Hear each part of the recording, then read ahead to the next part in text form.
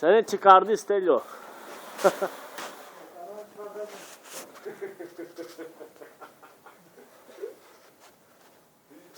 Αυτά είναι εντολή από τον Μπουρχάν στο YouTube να βάλουμε.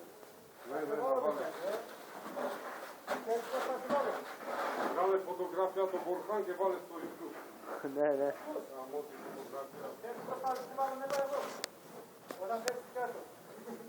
Α, πέφτοντας. Εγώ δεν πέφτω αγόρι μου.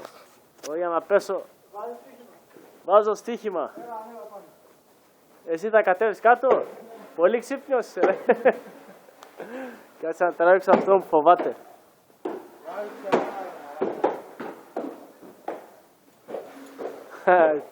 Bacaklar titriyor yukarıda gördüğünüz gibi.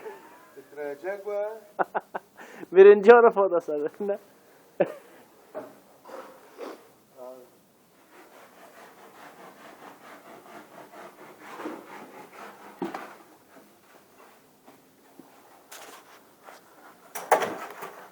Feriz oldu şu kafaya.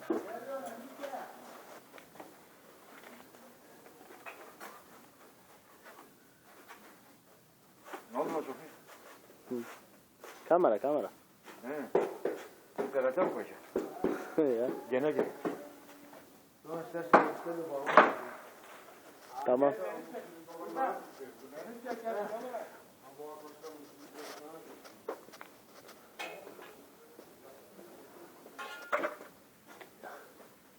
Hep beni çek bak. Başkasını çekme bak.